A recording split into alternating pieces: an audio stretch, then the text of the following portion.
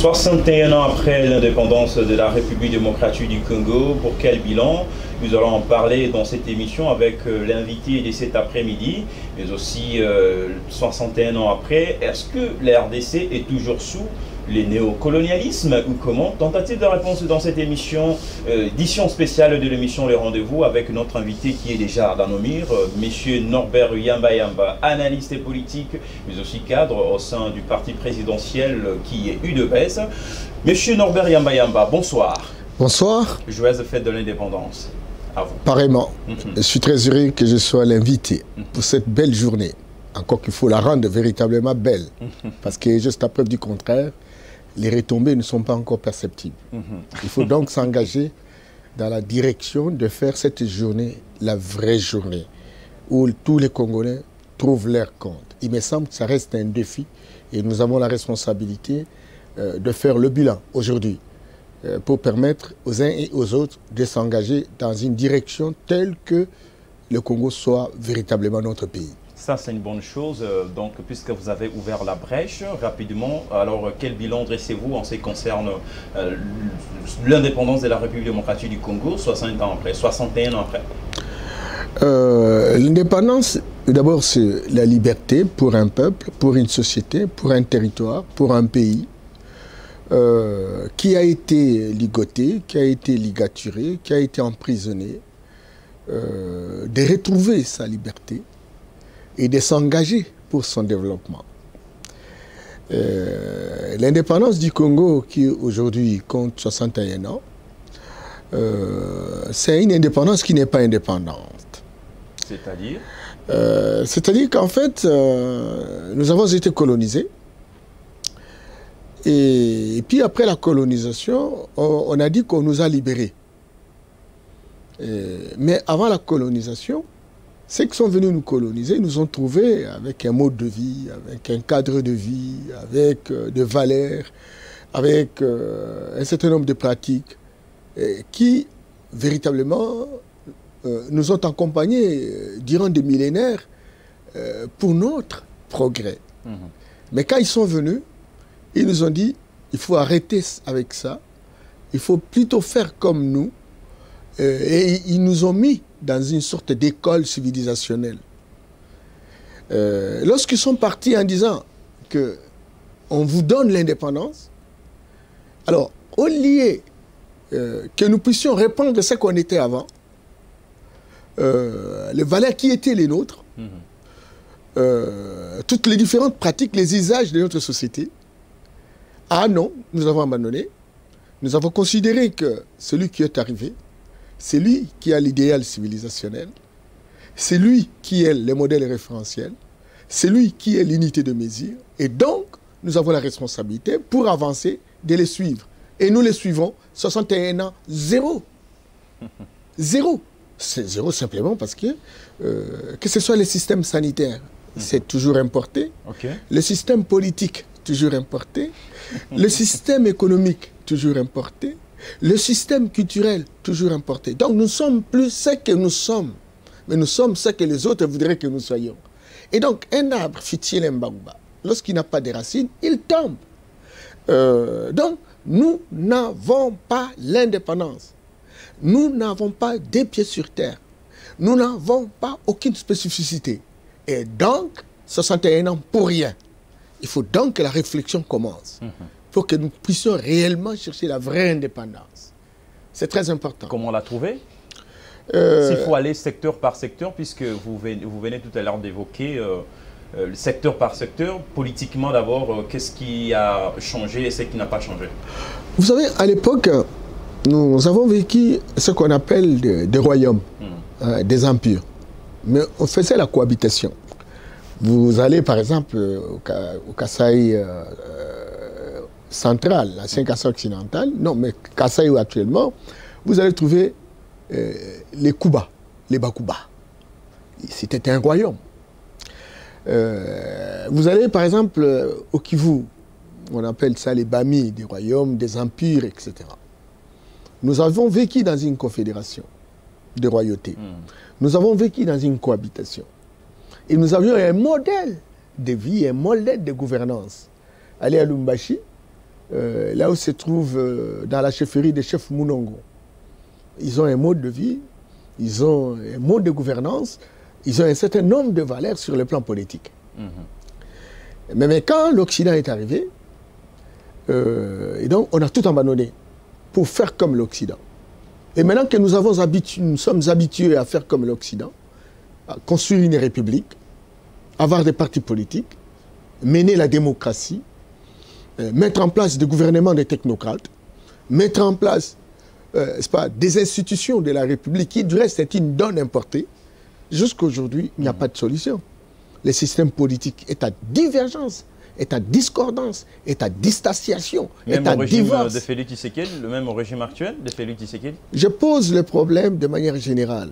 Le système politique que nous avons, quelle que soit la personne, si on ne change pas de paradigme, et donc on n'ira nulle part. Et le président de la République avait déjà annoncé que la problématique problématisante de notre pays passe par le changement de paradigme. Le changement de paradigme pose la problématique de la remise en question du système politique. Il faut abandonner le système importé. La remise en question du système religieux, qui du reste a considéré la puissance de nos ancêtres comme étant de la sorcellerie. Il faut revisiter. La remise en question du système économique, avec tous les principes occidentaux, etc. Ce système qui aujourd'hui est essoufflé, il est même démodé, dépassé complètement. L'Occident est en train de chercher un nouveau système. Au moment où l'Occident cherche un nouveau système, nous utilisons l'ancien système, et pourtant cet ancien système lui-même ne donne plus de solutions. Donc, nous devons remettre en question. Et moi, je me suis toujours dit, maintenant qu'on est en train de rafraîchir la mémoire sur notre indépendance, c'est l'occasion maintenant de nous poser des questions. Quels sont les héritages de nos ancêtres? Comment voulez-vous, mon cher Glody, les Chinois, ils ont vécu comme les Africains.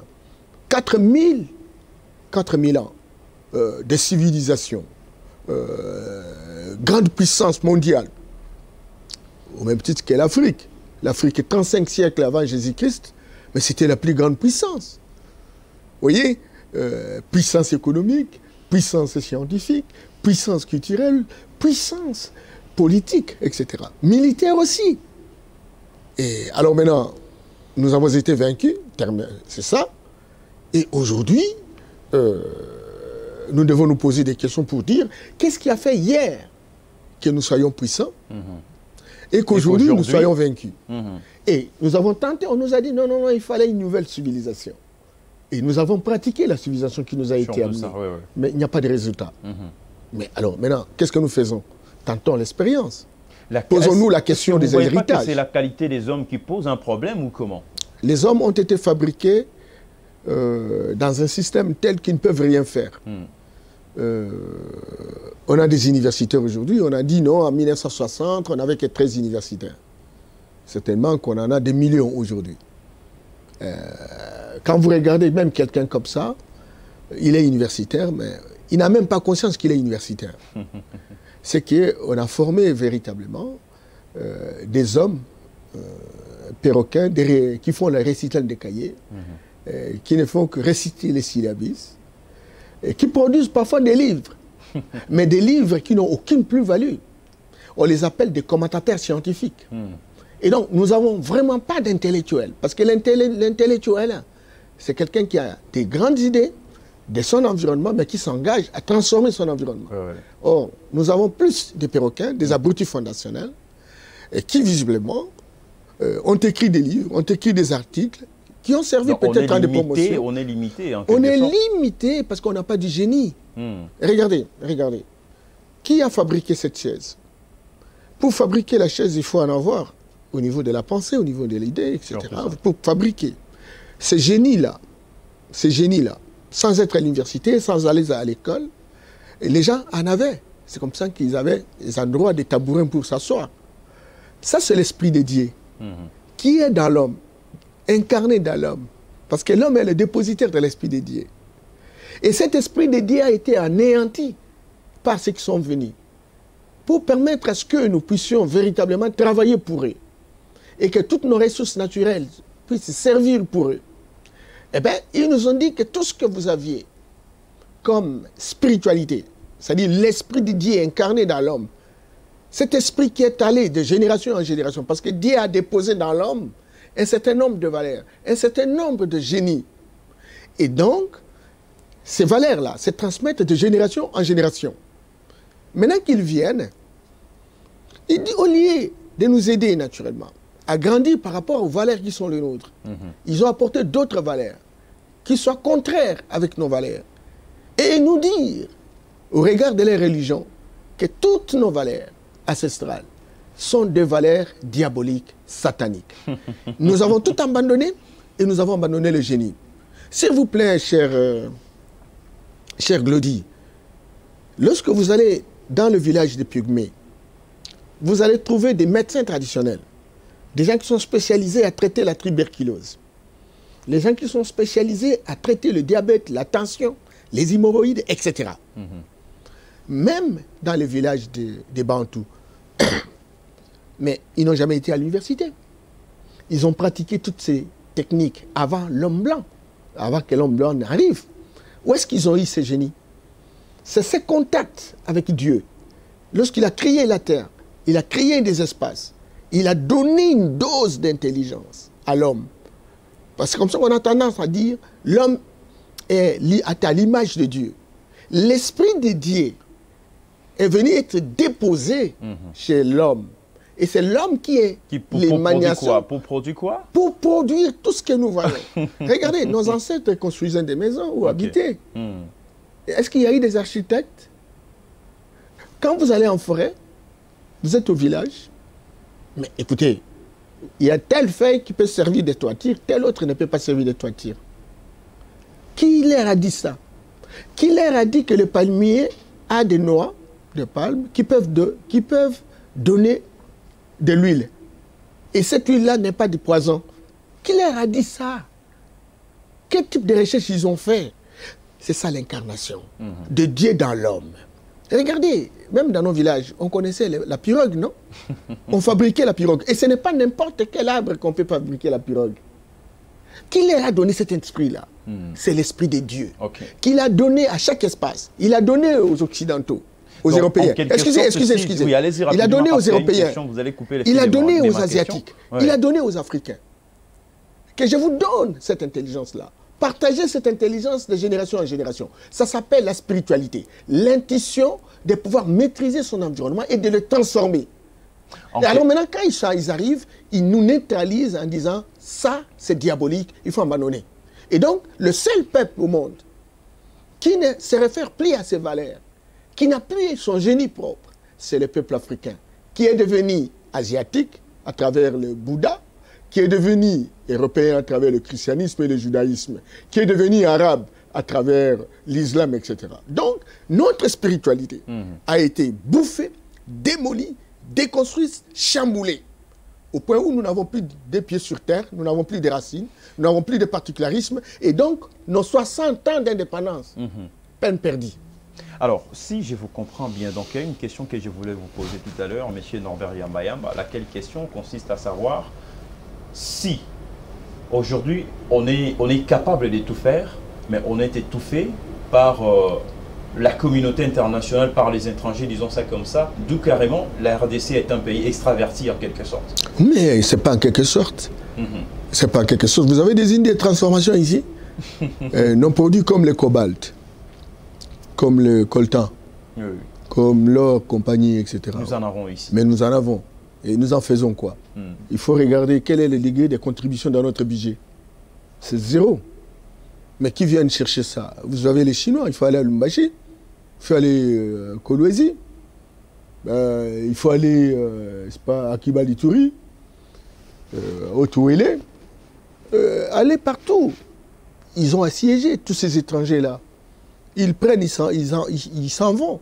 C'est ça ce qu'on appelle l'approche hérocentrique, qui est un paradigme qui a été mis en place. Lequel paradigme il faut changer? Et là, je partage totalement la vision du chef de l'État. Ils viennent, ils prennent et ils s'en vont. Ils ont leur génie leur a permis d'avoir des industries et ils ont la possibilité d'avoir des technologies. Leurs universités créent des sciences, des technologies et pour transformer tout ce que nous avons. Et ça a commencé avec la traite négrière. La première révolution qui a existé au monde, c'était la révolution commerciale. Et aux États-Unis, il y avait des plantations, etc. Il fallait avoir des hommes et des femmes qui peuvent travailler dans des plantations. Et au regard de cette révolution industrielle, l'Europe est venue chercher des hommes pour aller vendre aux États-Unis, qui étaient considérés comme le nouveau monde. Et c'est comme ça qu'ils ont déporté 200 à 500 millions de personnes. Pour ouvrir une parenthèse, alors que pensez-vous par rapport à ces protocoles d'accord signés entre les deux chefs d'État, notamment le président de la République, Félix Antoine Tshisekedi, et son homologue du Rwanda, Paul Kagame, en ce qui concerne le marché, pour faciliter les marchés des minéraux qu'on sort dans les deux pays. Donc cela s'inscrit dans les cadres de relations bilatérales. Alors comment vous avez trouvé la démarche? Non, mais nous on est panafricanistes. Nous avons toujours dit que l'Afrique est unique. Je vous ai dit que l'Afrique a été unique. Nous avons fonctionné dans une sorte de confédération de royautés. C'est qu'à la conférence de Berlin que nous avons été divisés sur bas d'une carte mal dessinée par des personnes qui n'ont jamais été en Afrique. Raison pour laquelle, vous voyez, il y a des Bas-Congo du Congo, des Bas-Congo en Angola, des Bas-Congo à Brazzaville, etc.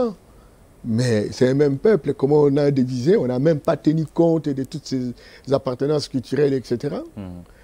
Et donc, c'est sur base de la conférence des intérêts des Occidentaux. Ils ont considéré l'Afrique comme une boutique où ils se sont répartis les portions. Aujourd'hui, nous sommes à 54 États. Qu'est-ce que ça donne comme résultat? Zéro. Le continent problématique par excellence. Vous condamnez la démarche en quelque sorte parce que vous n'avez pas encore répondu à la question. La démarche du président de la République, c'est la restauration. C'est la restauration de cette Afrique que nous voulons. Et l'Afrique a 5 régions. Il y a la région de l'Afrique centrale, où le Congo est la locomotive, et vous voyez des pays satellitaires autour de nous, 9, même y compris le Rwanda, parce que vous posez des questions des accords. Et vous avez la région du Nord, où vous avez les Maghrébins, l'Égypte et compagnie. Vous avez la région de l'Ouest, les Nigeria, les Ghana, compagnie Sénégal, Côte d'Ivoire, et la région de l'Est. Vous avez l'Éthiopie, Tanzanie, le Kenya et compagnie, et la région du Sud, l'Afrique du Sud, le Botswana, Zimbabwe, Zambie, etc. Et donc, le président de la République, dans sa vision de la restauration de l'Afrique, etc., aurait souhaité qu'on y aille graduellement à travers les régions, pour monter des projets intégrateurs, signer des accords pour construire une synergie gagnante. Et le Rwanda, c'est notre voisin. On peut tout changer, on ne sait pas changer la géographie. C'est notre voisin, ennemi de la RDC en termes de paix. Écoutez, en diplomatie, lorsque vous voulez gagner, il faut faire fi de l'animosité, il faut positiver la relation, il faut voir ce qui peut sauver ce que vous restez. La relation alors que ce pays est accusé de mettre sur le peuple congolais. Vous trouvez ça normal? Je ne sais pas, Glody. Parce qu'on a toujours l'habitude de dire que le chef de l'État est ouvert à tout le monde. Oui, il peut être ouvert à tout le monde. Est-ce qu'avec le Rwanda? Oui, mais le Rwanda aussi, c'est notre voisin. Et il faut aller à Goma.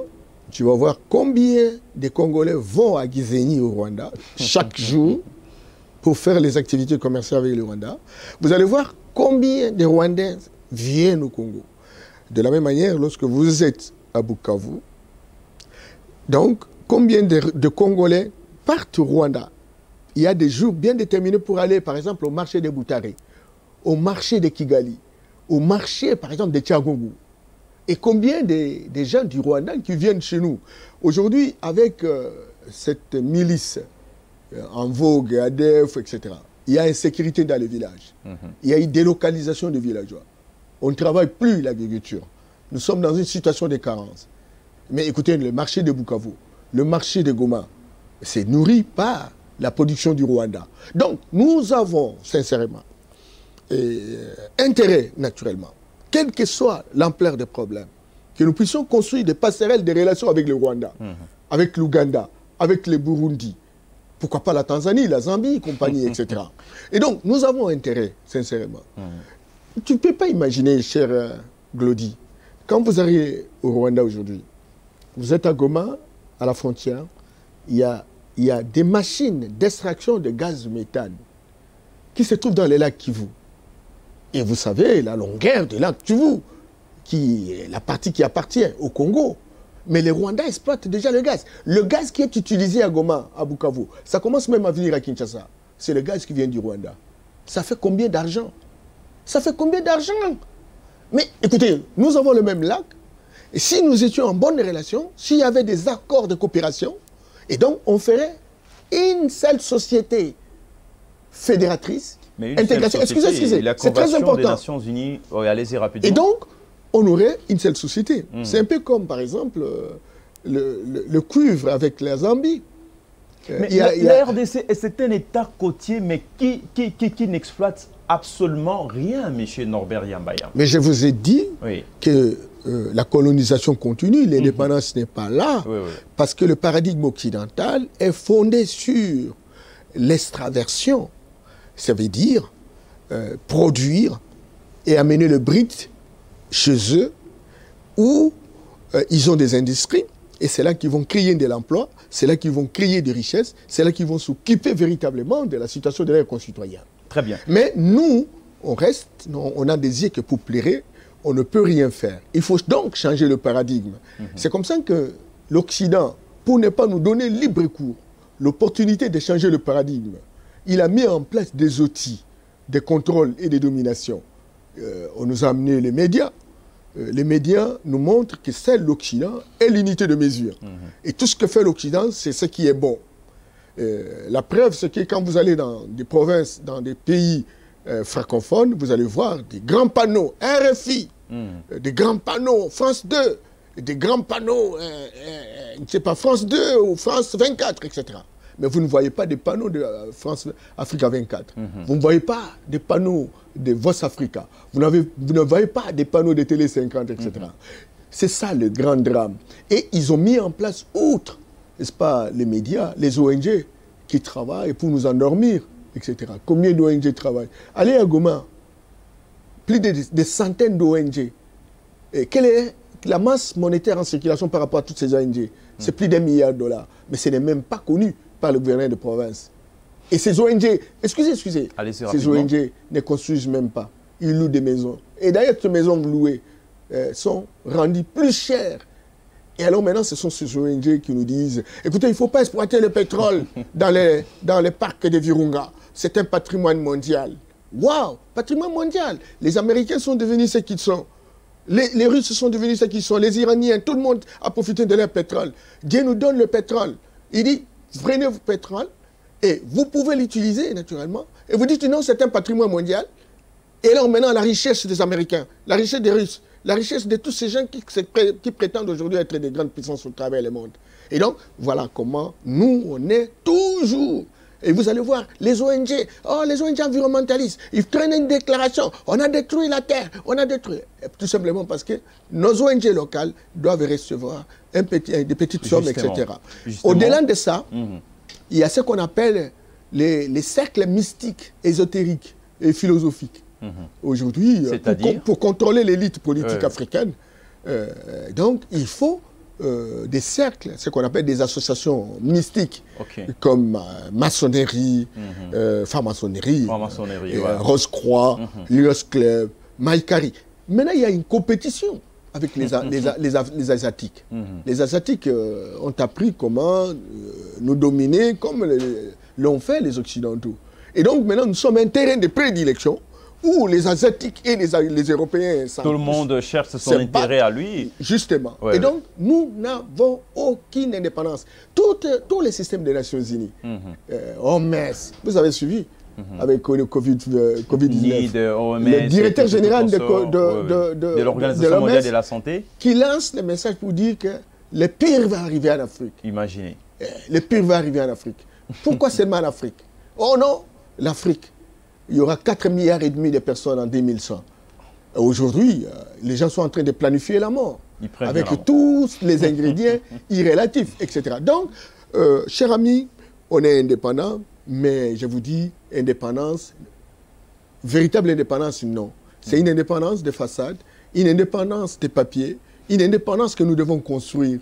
Et pour construire, il faut toucher, n'est-ce pas, sur des points sensibles, au niveau de la religion qui a neutralisé notre génie propre, Il faut toucher les systèmes éducatifs qui forment naturellement des perroquets, des abrutis fondationnels, des gens qui n'ont aucune utilité sociale, tous les scientifiques qui ne sont que des commentateurs scientifiques. Très bien.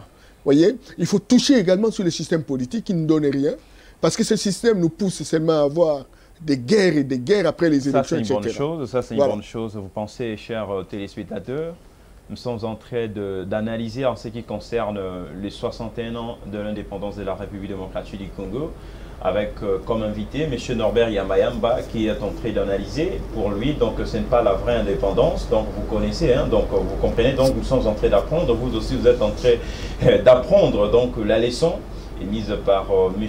Norbert Yamba-Yamba. Alors, M. Norbert Yamba-Yamba, certes, j'allais oublier à le mentionner aux téléspectateurs qui nous suivent en ces moments, nous sommes là. Donc, la date du 30 juin 1960, où la République démocratique du Congo, disons à l'époque les Congo, accédait à son indépendance avec comme à la primature l'effet Premier ministre, Patrice Emery Lumumba comme président, Joseph Kasavubu. Alors, Monsieur Norbert Yamba-Yamba, là vous avez touché l'aspect politique. Maintenant, touchons l'aspect, je dirais, économique. Lorsque vous avez dit que ici, sur ce plateau, l'indépendance économique importée, vous faites allusion à quoi concrètement? Mais c'est le système. Le paradigme occidental est basé sur l'extraversion économique. C'est ça le paradigme eurocentrique. Ça veut dire tout doit être centré sur l'Europe, sur l'Occident. Regardez, vous savez, un panel de géologues qui ont fait un travail dans le site du Katanga a démontré que, il n'y a pas longtemps, sud Katanga, 48 minéraux. 12 n'existent nulle part au monde. Quelle est la potentialité? Vous voyez, le Congo est le pays qui a 80% des réserves de coltan. Vous savez que la digitalisation aujourd'hui, c'est un domaine de prédilection. La révolution numérique. Surtout ça. Mais c'est le Congo aujourd'hui qui en est le poumon. Oui, oui. Le cobalt, 65%, c'est pas des réserves mondiales. Le lithium, nous avons véritablement ce que le monde en a besoin aujourd'hui, demain. Mais on fait comment? Tout le monde vient se déverser au Congo, où vous avez le coltan, vous avez les Coréens, les Chinois, les Occidentaux, etc. On se les partage. Vous avez suivi, même Yumaka, M. Yumaka, il vous dit que, bon, nous avons signé des contrats de jointure, et puis nous ne gagnons rien. Nous ne gagnons rien. Les contrats léonins, oui, oui. Bien entendu. Oui, oui. Et on ne gagne rien. On ne gagne rien. Alors pourquoi on ne gagne rien? Parce que ces minéraux sont exportés en état brut. En état brut. On va les transformer chez eux, soit en Chine, soit en Europe, etc. Sorte. Non, ce n'est pas frauduleux, mais c'est organisé. Vous savez, et là, il faudrait que je puisse justement expliquer. Lorsque on a mis fin à la colonisation, les Occidentaux sont partis d'un fait. Et là, j'explique à mon peuple. L'Allemagne qui a été gagnée pendant la Deuxième Guerre mondiale, on lui a retiré véritablement les colonies qu'il dirigeait. Et l'Allemagne est partie, s'est organisée au point où l'Allemagne a pris de l'ascenseur économique. Le pays qui était resté, la Belgique, la France, le Portugal, etc., avait la responsabilité non seulement d'exporter ces biens, mais aussi de nous construire des routes. Parce qu'ils avaient besoin de construire des routes pour aller exporter, par exemple, à 2000 km. Construire des centres de santé dans des plantations. Construire des écoles, etc. Ça leur prenait 20% de ce qui représentait les ressources générées. Et ils ont trouvé que, bon, l'Allemagne prenait de l'ascenseur, il faut rentrer. Et doublé, bien entendu, de la volonté très volontariste des Américains et des Soviétiques à l'époque, la Russie, qui en réalité n'était pas impliquée dans la colonisation. Et aussi voulait véritablement trouver un terrain de jeu où ils peuvent aussi profiter au maximum. Et donc, il fallait changer les systèmes. Alors maintenant, changer les systèmes, c'est-à-dire, on vous proclame indépendant, mais vous n'êtes pas indépendant parce qu'on met en place un autre système. Le système que l'on met en place, c'est que vous avez des dirigeants, on vous donne soi-disant démocratie, et ces dirigeants-là ne sont pas des dirigeants parce qu'ils n'ont aucun devoir de redevabilité vis-à-vis de leur peuple. Ces dirigeants-là sont des intendants, des courtiers, des commissionnaires, qui travaillent au service de puissances d'argent. Et donc, ils n'ont aucune responsabilité vis-à-vis de la population. Les quelques dirigeants qui prenaient la responsabilité de pouvoir s'occuper de leur peuple ont été considérés comme étant des personnes non grata. C'est comme ça qu'on a tué Lumumba. Vous voyez, on a tué Lumumba. Lumumba est parti en victime expiatoire. Bien entendu. Des gens de la trempe, par exemple, comme Sékou Touré, qui ont proclamé l'indépendance, en humiliant, général de Gaulle, sur place, etc. On l'a compliqué la vie, etc. Il a fait une vingtaine d'années sans avoir été à Paris, etc. Et la Guinée ne s'est pas développée. Simplement parce qu'on lui a mis la vie difficile. Lui a mené la vie difficile. Monsieur Norbert Yambayama, nous voulons je veux à ce que nous puissions analyser en ce qui concerne, s'il faut contextualiser l'aspect économique avec le régime actuel. Aujourd'hui, c'est le président de la République, Félix-Antoine Tshisekedi, qui est le président en exercice de l'Union africaine. S'il faut contextualiser l'aspect économique et entrer à l'indépendance avec la loi sur la ZCAF, mais vous ne voyez pas qu'on peut en profiter étant donné qu'il est le président de la République et le président en exercice de l'Union africaine. Alors qu'est-ce qui cloche par rapport à ça? Non, il est en train de se battre par rapport à ça, mais il a posé un principe de base, il faut changer le paradigme. Le paradigme qui était celui des produits, d'amener le brut à l'extérieur, de transformer à l'extérieur et de commercialiser à l'extérieur, générer des emplois, générer des ressources et des richesses à l'extérieur. Ce paradigme, le président voudrait que ça change.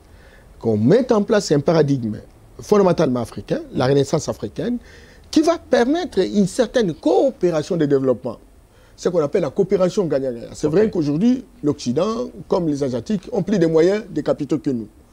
Et le président de la République, par rapport à sa vision, il aurait souhaité, naturellement, activer les zones industrielles économiques. Ça veut dire réduire le coût des taxations, etc. Donner la possibilité à ces investisseurs de monter leurs machines, leurs usines ici.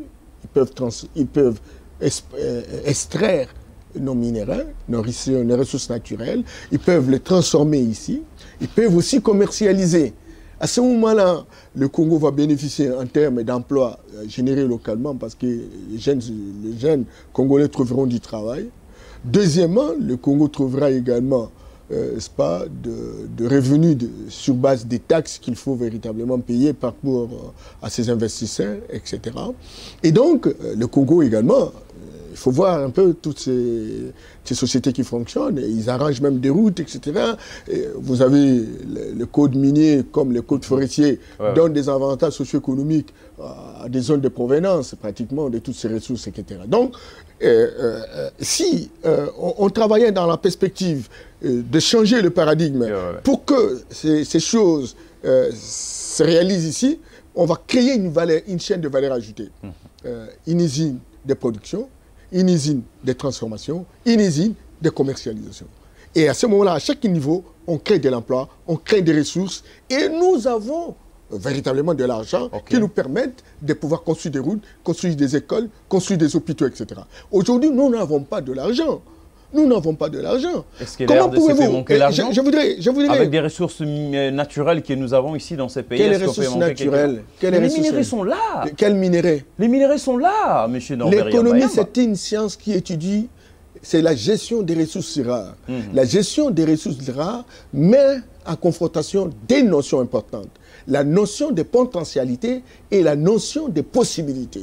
Nous avons des potentialités, mais nous n'avons pas de possibilités. C'est très important. Et donc, ces ressources sont disponibles. Certainement que c'est l'équivalence de 24 000 milliards sur le sol.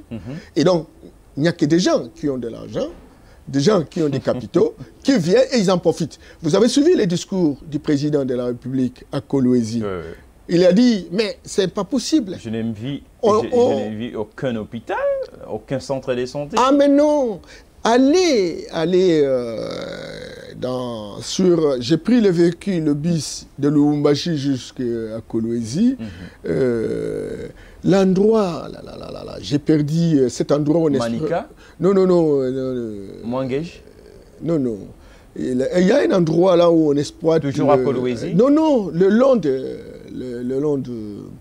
de la route. Okay. C'est 80 km que l'air avait donné. 80 km. Okay. Mais à côté des cases, hein, à côté des cases. Mais combien de tonnes? Comment on peut pouvoir produire 1 million de tonnes? 1 million de tonnes de cuivre en alliage avec le cobalt. Et on ne peut pas avoir un village, une ville moderne. Moderne, surtout ça. Pouvez-vous imaginer ça?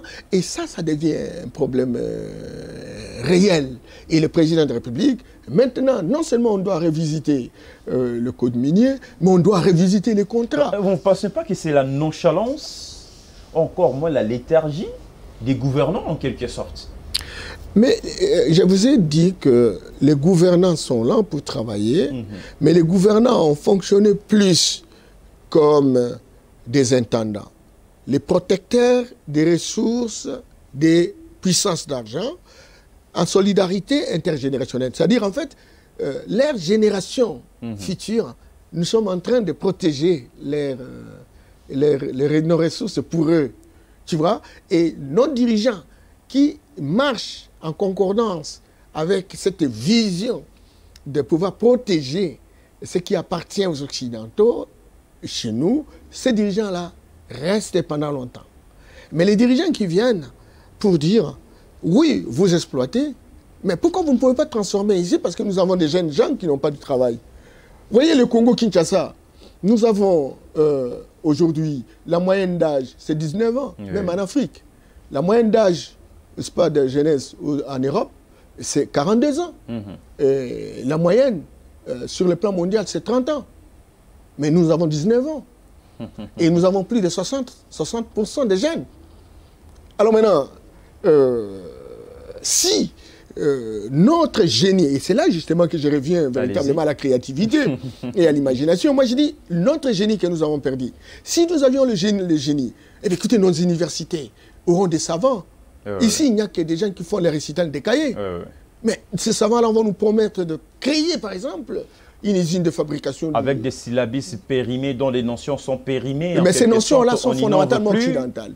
Montesquieu, Jean-Jacques Rousseau, Badier, chacun ce qui les concerne.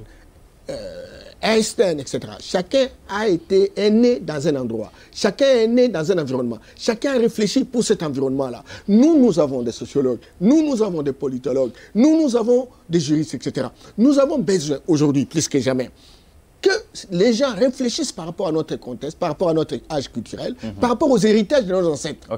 Mais malheureusement, on est là pour faire la compilation, on copie ces gens, et on ne fait que grimper sur les idées des autres. Et ça nous a donné 0%. Alors, je reviens à vous, où vous disiez que ce n'est pas la vraie indépendance. Alors, ma question est celle de savoir, est-ce que cette indépendance était sitôt prématurée ou comment? On a tendance à critiquer Lumumba, qu'il aurait pu patienter un peu, etc. Mais va en Afrique. Quel est le pays qui n'était pas pressé, dont on trouve que les Occidentaux ont changé le paradigme? Nulle part. Il fallait poser l'acte. Quand on ne commence pas, on ne commencera jamais. Au moins aujourd'hui, nous sommes en train de réfléchir pour véritablement construire notre autonomie, notre leadership. Ce n'est pas pour rien qu'aujourd'hui, on a des panafricanistes comme président de la République en train de dire non, ça ne peut pas continuer comme ça. Ça ne peut pas continuer. Et surtout, sur le plan de la géopolitique internationale aujourd'hui, le paysage politique a complètement changé. Parce qu'au lieu d'avoir un seul directeur du monde, on en a plusieurs. Tout le monde il y a plusieurs pôles de puissance. Et il y a possibilité d'avoir une marge de manœuvre dans la recherche des solutions durables à notre situation. Et il faut avoir des chefs très volontaristes comme le nôtre, etc. Est-ce que vous pensez vraiment à la nouvelle renaissance africaine? Je crois fermement. Même si je mourrais, mais je partirai avec conviction que la renaissance africaine va véritablement sortir notre peuple du bourbier. c'est très important. Mais encore qu'il faut populariser ces idées. Parce que quand je parle de ces choses-là, non seulement ce sont des choses qu'on ne peut pas facilement dire à la place publique, parce qu'on est surveillé par des gens qui nous ont amené l'idéal civilisationnel, qui est un faux. Et donc, mais aussi, lorsque vous parlez du génie propre, qui a été neutralisé par la spiritualité importée, on appelle des religions importées dites et révélées, où Dieu est blanc, le Messie est blanc, les anges sont blancs, tout, Adam et Ève blancs. Et pourtant, c'est l'Afrique qui a été le premier à avoir le premier homme. Oh, l'Africain, il est noir. Qu'est-ce qui explique que Adam et Ève, n'est-ce pas, sont blancs? Ça contredit. Est-ce que c'est ce que allez-y, allez-y, parce qu'il y a une question et plus grave encore, oui, on vous présente Dieu blanc, qui avait l'appareil photo, qui a pris la photo à Dieu pour savoir s'il était blanc. Et quand on vous présente l'enfer, le Satan, avec les cornes. Les cornes. Et donc, il est noir. Et l'enfer, il y a du feu. Qui a pris la photo? Qui vient nous montrer ça? C'est de la manipulation. Il faut donc débosseler, il faut donc chambouler, il faut donc déconstruire, il faut démolir tout ce qu'on a monté comme machination. Comment démolir aussi longtemps que nous sommes dépendants de la communauté internationale? Et puis une question supplémentaire est celle de savoir, est-ce que vous pensez vraiment toujours, encore et encore, que les actes posés par Patrice Emery Lumumba sont toujours indélébiles? Vous savez, Patrice, c'était un extraterrestre. Vous savez, il y a des hommes par réincarnation viennent avec des missions. Et nous n'avons pas encore compris ça. Des gens comme Patrice Lumumba, des gens comme Thomas Sankara, ce sont des personnages réincarnés. Oui. Tu vois, ils viennent avec un message. Or, il a été un adulte dans un monde que nous ne voyons pas. Et il vient, il réalise sa mission, il s'en va. Et donc, ces actes sont des actes salvateurs, des actes qui ont permis, naturellement, à ce que nous puissions faire un bon bondissement. Mais malheureusement, les contextes géopolitiques, afin que, bon, il ne peut pas résister dans cette atmosphère où les dirigeants ne sont que des intendants. Lui a refusé de jouer le jeu. Et donc, pour construire l'autonomie recherchée, et donc, il fallait défendre le peuple congolais.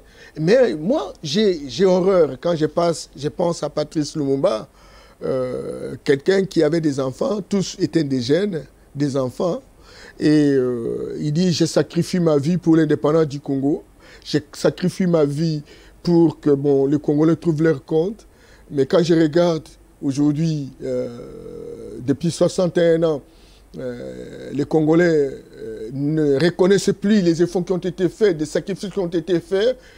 Chacun veut devenir riche pour construire des buildings. Chacun veut véritablement s'occuper de sa famille. Or, Lumumba, lui, il a laissé sa famille, ses enfants, tout jeunes, etc., au service de notre peuple. Et ces modèles de dirigeants, nous n'en avons plus encore. Les quelques rares que nous avons connus, Etienne Tshisekedi aurait pu devenir président de la République, il ne l'a jamais été. Vous savez pourquoi? Simplement parce qu'il y a une résistance au niveau véritablement de l'engagement. Le père de la démocratie. Bien entendu. Donc, encore cette démocratie-là est très problématisante, en fait. Mais quand cela ne tienne, donc, les Congolais, certes, sont manipulés, sont robotisés, par ceux qui croient avoir acheté nos pays. Mais il faut un sursaut d'orgueil. Il faut une prise de conscience pour dire plus jamais ça. Plus rien ne sera comme avant. Et nous avons un diplomate fait à la tête de l'État, le président Tshisekedi, qui arrache, par simplicité, par sourire, un certain nombre de choses qu'on a arrachées par la violence. Et coup de chapeau, parce qu'on ne peut pas avoir des héros toujours morts. Nous voulons avoir des héros vivants. Mais il faut beaucoup de feeling politique, il faut beaucoup d'intelligence politique, il faut beaucoup de tact, beaucoup de stratégie. Et c'est comme ça que vous voyez, le président devenant chef de l'État a identifié les problèmes à trois niveaux. Les niveaux international, dont vous parlez, la fameuse communauté internationale, qui n'est qu'une dénomination anonyme. Et puis, bon, vous avez des voisins qui sont nos proches, qui jouent le rôle de sous-traitants. Et vous avez des Congolais qui trouvent gain de cause, etc. Il faut aller à l'Est, là où il y a la guerre.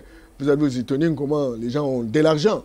voyez, donc il y a une complicité. Les gens ont trouvé un terrain fertile, ou même des graines pourries germent bien. Et le président essaye d'aller vers ces milliardaires qui ont mis en place un système international composé de vautours, ce qu'on appelle des entreprises multinationales. Est-ce que vous pensez vraiment qu'il y a des hommes animés de bonne foi dans ces pays? Question de remonter la pente? Non, non, mais ça s'est construit. Comment ça, mais quand? Mais ça s'est construit. Mais aussi longtemps que la population se livre à une quelconque précarité qui n'est plus son nom. Non, mais ça s'est construit parce que... Le slogan « Le peuple est d'abord », on n'en parle presque pas, alors que le mandat, encore moins, du président de la République... Non, il ne faut pas tirer des conclusions non concluantes. Oh, le peuple est d'abord, c'est pas un slogan, c'est un message d'engagement et de finalité par rapport à l'action publique. Alors pour quelle finalité socialement parlant? Mais écoutez. Oui. Je pense que vous m'avez compris quand j'ai parlé de l'économie de notre pays. Sur tout ça. Il n'y a que l'économie qui est l'ouvrière de l'homme. Okay. Les budgets sociaux ne peuvent être tirés sur les néants. Il faut la production, et la production génère des richesses, et ces richesses sont affectées dans les différents domaines sociaux. C'est très important. Il me semble qu'aujourd'hui, le levier économique n'est pas tenu par les Congolais. Allez même sur l'avenue du commerce, là où il y avait des Congolais, il n'y en a plus rien. Rappelez-vous de Bemba Saolona Jano, rappelez-vous de Dokolo, rappelez-vous de Kisombi, rappelez-vous d'Infonchi. Donc tous ces gens-là, des Kazebo, etc. Nous avons connu des hommes riches aujourd'hui dans notre pays. Ils sont où maintenant? Vous voyez, donc il faut reconstruire une génération de millionnaires. Et le président dit que par rapport à cela, il faut un fonds de garantie. Ce fonds de garantie va encourager ceux qui ont des initiatives, qui ont des projets bancables et qui veulent véritablement s'installer comme des entrepreneurs. Ça se fabrique. Le président dit, parce que nous avons 80 millions de terres arables, on peut aller jusqu'à 120 millions, terres marécageuses, possible. Mais il dit, il faut un fonds de garantie, un fonds de développement durable. Un fonds de développement rural, pardon. Hier, c'était le fonds, la banque de crédit agricole. Et donc, il faut mettre en place tous ces dispositifs. En 2 ans, 3 ans, vous ne pouvez pas réussir à monter véritablement cet arrangement institutionnel. Donc, il faut combien? Il faut 10 ans? 15 ans? C'est comme ça que nous fonctionnons comme des petits perroquets. Regarde, la France, il n'y a pas longtemps, c'est à l'arrivée, par exemple, de Jospin. Comment on l'appelle Jospin. Oui, le Premier ministre Jospin. Premier ministre français. Il a proposé, c'était en 1995, que l'on puisse quitter de 7 ans à 5 ans comme mandat présidentiel. Mais regardez, la France existe depuis des millénaires. La France est en avance. Mais comment nous, Congolais, nous avons tout un problème. Le mur, c'est problème. La fenêtre, problème. Le mur. Le pavement, c'est problème. Et vous dites non, parce que les Français ont prévu 5 ans, et donc nous aussi c'est 5 ans. Mais arrêtez! Comment devons-nous utiliser intégralement les droits gréco-romains ou les droits romano-germaniques qui a été conçu dans un contexte bien déterminé? C'est depuis le XIIIe siècle. La France a connu des choses extraordinaires. C'est pas pour rien qu'il y a eu première, deuxième, troisième République. Avant, c'était Louis XIV, Louis XIII, etc. Robespierre, Napoléon, compagnie. Mais alors, maintenant, ils ont analysé les différentes contradictions de leur histoire jusqu'à générer aujourd'hui, on a la 5e République. Maintenant, ils sont en train de réfléchir pour avoir une 6e République. Parce que tout l'arrangement institutionnel est démodé, il est essoufflé. Il faut dépasser. Mais nous sommes en train de copier leur histoire. Comment pouvez-vous réaliser des élections dans un pays où vous avez moins d'1% des gens qui connaissent les règles électorales? Et alors, quand nous avons des juristes, professeurs des universités de leur État, ils discutent, chacun cite Charles Louis, chacun cite Montesquieu, chacun cite, je ne sais pas, Jacques Rousseau, mais ne pose jamais la question pour dire, par rapport à ce que nous avons copié par le passé, qu'est-ce que ça nous a donné comme résultat? Et si ça ne nous a pas donné véritablement le vrai résultat? Parce que ce n'est pas conforme à notre âge culturel, parce que ce n'est pas conforme à notre enracinement territorial. Mais est-ce que nous ne pouvons pas fouiner du côté de nos ancêtres pour voir comment ils ont vécu des millénaires, ils n'ont pas disparu, et prendre ce que nos ancêtres ont vécu, théoriser cela, moderniser cela, modeler, articuler même dans la Constitution, dans nos lois et textes réglementaires. Ça, cet exercice, non. Alors quand quelqu'un, je m'excuse beaucoup, un constitutionnaliste arrive, et il croit que bon, la vie a commencé avec les droits gréco-romains. Et il veut, vous ne voyez pas la France. Mais écoute, la France, c'est pas le Congo-Kinshasa.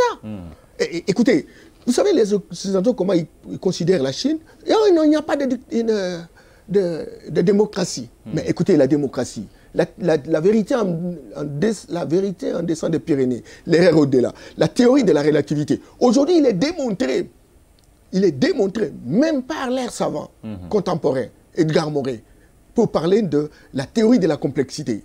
Aujourd'hui, la théorie des deux vérités contraires. Sur un fait, tu as ta vérité, moi j'ai ma vérité. Et ces deux vérités cohabitent. Et donc, il est anormal de considérer que le destin d'un peuple, l'avenir d'un continent, l'avenir d'un pays, repose sur la pensée des autres. Ce n'est pas normal. Et c'est comme ça que moi, je continue à dire que le système éducatif que nous avons subi, ce n'est pas un système qui nous a aidés. Ce n'est pas un système qui nous a permis véritablement d'avancer. Et nous devons dégager les héritages de nos ancêtres.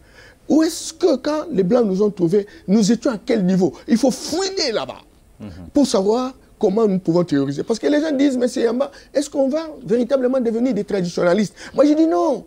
Même l'Occident, les bateaux de 1900, ce n'est pas les bateaux d'aujourd'hui. L'avion de 1945, ce n'est pas l'avion d'aujourd'hui.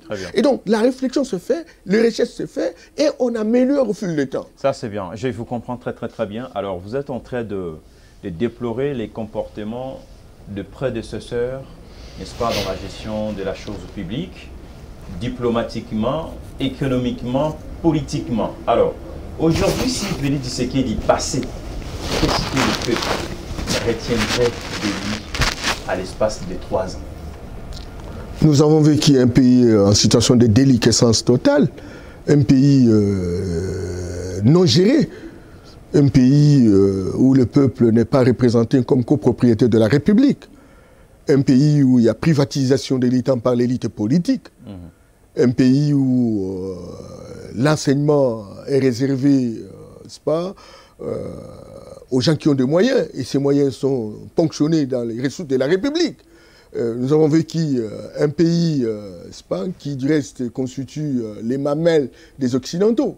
Et donc, pendant les 3 ans, on aura restitué la République aux citoyens. Pendant les 3 ans, on aura restitué le Congo aux Congolais. Pendant les 3 ans, on aurait remis en selle les institutions qui auraient pu véritablement, depuis des années, faire des résultats, mais n'ont rien foutu, simplement parce qu'elles étaient paralysées. Va-t-on parler de l'IGF aujourd'hui? Et hier, est-ce que ça n'existait pas? Ça fait combien d'années l'IGF existe? Pourquoi elle n'a pas agi comme elle agit aujourd'hui, même si on veut jeter des discrédits sur elle, etc. Et le peuple congolais, quand vous avez un président qui est capable de changer la décision simplement parce que le peuple a réclamé, ou un président qui voudrait discuter, qui ne mystifie pas sa personne. Très bien. Écoutez, nous voulons aller au radical, poser les jalons, et petit à petit. Et c'est comme ça que c'est vous qui allez changer la situation. Parce que quand vous invitez les hommes politiques, question d'actualité, la Mouka, Cache et compagnie, etc. Les sociales, on ne parle pas. Congolais, les sociales. Mais les sociales, ça veut dire quoi? On a toujours combattu pour les sociales. Mais qui combat pour les sociales? Que le peuple congolais vive bien, mène une vie quand même normale, assez bien. Aujourd'hui, donc, les trains de vie est devenu très C'est une responsabilité partagée, cher ami. C'est une responsabilité partagée. Parce que si je vous posais la question, moi je dis, mon ami Glody, c'est depuis quand tu as payé l'impôt, je ne sais pas. Si tu payes l'impôt, même quand on te paie ton salaire, si tu payes l'impôt, même dans ta maison, est-ce que tu payes l'impôt foncier, etc. Donc tout cela faisant combine montre très clairement que nous étions un État non géré. Et aujourd'hui, il faut mettre les bases. Et ces bases permettent le rétablissement d'un État de droit. Un État de droit suppose un État où il y a la primauté de la loi. Et la loi fait son jeu. la loi fait sans rigueur. La primauté des lois et non des secondarités. Non. Et donc, au moins nous aurions eu le mérite, sincèrement, de démolir le prestige de tel ou tel homme politique. Montrer que la loi est au-dessus de tout le monde. Et les quelques sursauts, c'est pas de la justice, les quelques sursauts de certaines institutions, bientôt, ça sera la Cour des comptes qui prend les responsabilités. L'IGF est en train de travailler. Ça sera bientôt la société civile qui va devenir très professionnelle, une société civile sectarisée dans les différents secteurs de la vie nationale, etc., qui fait le monitoring de l'action publique au travers d'un contrôle citoyen. Bientôt, l'Assemblée nationale comme le Sénat devront travailler pour l'intérêt de notre peuple, etc. Et l'Union sacrée a permis naturellement de dégonfler des tensions et de donner la possibilité à chaque institution de jouer sa partition. Et donc, si on comprend, vous les journalistes, vous comprenez que vous êtes un quatrième pouvoir et que vous êtes en mesure de ne pas survoler superficiellement les choses, d'aller en profondeur et d'avoir la responsabilité de pouvoir donner la photographie de notre société. Je pense que chacun joue à sa partition. On aurait déjà construit un départ. Et vous savez, quand on ne commence pas, on ne commencera jamais. Et donc, le président Tshisekedi aura véritablement le mérite d'avoir suscité l'espérance. Parce que notre peuple a perdu l'espérance. Il n'y a même plus un discours. Ah, vous le reconnaissez quand même, hein? Oui, ça, bien entendu, il a perdu l'espérance. Ouais. Mais maintenant, nous sommes en train de reconstituer, nous sommes en train de lui restituer cette espérance pour dire, écoutez, la construction de cette espérance passe par aussi votre contribution. Et ensemble, dans une synergie des gagnantes, nous pouvons avancer. Et c'est ça justement le mérite de l'action de l'IDPS et du président de la République. Maintenant, on a un personnel politique qui est recruté de partout. Et vous savez, la science manchémologique montre très clairement que des gens qui ont subi un système, et même si l'on change un autre système, écoutez, il y a survivance des réflexes et des valeurs de l'ancien système. Et donc, ça ne va pas tout de suite disparaître. Et raison pour laquelle on aura peut-être difficile à avoir des résultats tout de suite. Mais lorsqu'on arrive dans un nouveau système, on met en place des garde-fous, on met en place un système de surveillance mutuelle. Des garde-fous comme l'IGF, en comme l'IGF, la Cour des comptes, appuyée par le président de la République. Tout à fait. Et donc, petit à petit, les comportements des uns vont changer. J'étais avec un ami qui m'a pris dans sa voiture, le matin. Il me dit, Norbert, nous sommes dans une société, on est dans une société, on avait de l'argent, mais là, nous n'avons plus de l'argent parce qu'à tout moment, là, il y a des stress de l'IGF, etc. L'argent ne circule plus, hein? Oui, et le voyage. Mais écoutez, même les ministres, ça fait un bout de temps, moi j'ai une expérience très professionnelle. Un ministre s'en va en mission, il y prend ses copains, ses amis, etc. Pour une mission qui aurait servi, par exemple, à 2-3 personnes, et donc on amène 21 personnes. Simplement parce qu'on sait qu'ils vont toucher les freins de l'État. Maintenant, ce n'est plus le cas. Mais ce n'est plus le cas. Donc, sincèrement, mon ami, c'est peut-être que l'ampleur du dégât est très grande. C'est difficile de percevoir tout de suite ce que cela représente en termes de réalisation. Mais croyez-moi, nous avons fait un bon bondissement et nous sommes sur la bonne voie. Mais encore que bon, il faut une révisitation d'un certain nombre de choses pour construire une dynamique autour de la fondation qui est la nôtre. Et la fondation, c'est la reconstitution de notre génie propre pour que nous ayons des technologies, nous ayons des savants, nous ayons des millionnaires, des milliardaires, etc. Et ça a construit. Et ça reste un défi. Ça, c'est une bonne chose, M. Norbert Yamba. Vous avez compris, chers téléspectateurs, on a beaucoup parlé et on a appris beaucoup de choses de M. Norbert Yamba en ce qui concerne l'indépendance de la République démocratique du Congo. Pour lui, ce n'est pas la vraie indépendance, d'où nous devons revoir certaines choses économiquement, politiquement, diplomatiquement et consorts. Et religieusement. Et religieusement, voilà, il en a ajouté d'autres. Alors, ça n'est donc fini pour cette émission spéciale 30 juin. M. Norbert Yamba, votre mot de la fin. On a tout tenté. Le pays est toujours en difficulté parce que nous avons utilisé les modèles importés. Nous avons cru que ces modèles étaient représentatifs. Ces modèles étaient une unité de mesure. Qu'est-ce que nous n'avons pas pratiqué? Gouvernement de technocrates, gouvernement d'universitaires, gouvernement de professeurs. Les objectifs de développement, on a tout essayé. La démocratie, on a tout essayé. Il n'y a pas de solution. L'indépendance qu'on nous a donnée, c'est une indépendance de figuration. Très bien. Posons-nous des questions de fond. Nous faisons quoi? Si on a tenté cette échelle, et on dit que vous tentez une échelle, vous n'arrivez pas en destination. Il faut prendre une autre échelle. Le président de la République a raison de dire changeons de paradigme. Changer de paradigme suppose se poser la question sur les héritages de nos ancêtres. Des chercheurs doivent travailler pour finir de manière à théoriser, à moderniser cela. Et nous pouvons, en attendant bien entendu que nous ayons nos propres technologies, pourquoi pas nous ne pouvons pas tronquer. Nous avons des richesses. Le Brésil l'a fait. Aujourd'hui, il a 3 000 milliards de dollars de produits intérieurs bruts. Nous avons des richesses. Nous pouvons bien discuter avec ces gens. Ils ont des capitaux. Nous travaillons ensemble. Nous avons nos richesses, nos minerais. Et ils transforment ici. Ils extraient ici. Ils transforment ici. Et on assure la commercialisation. On va trouver du travail ici pour nos jeunes. On va affluer nos marchés. On aura de l'argent pour construire des hôpitaux.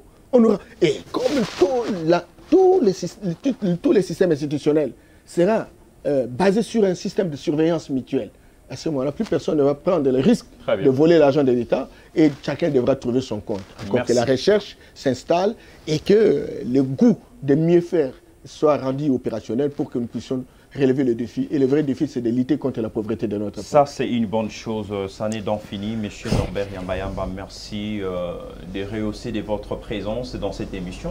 Nous vous remercions sincèrement. Merci bien. Merci également à vous, chers téléspectateurs.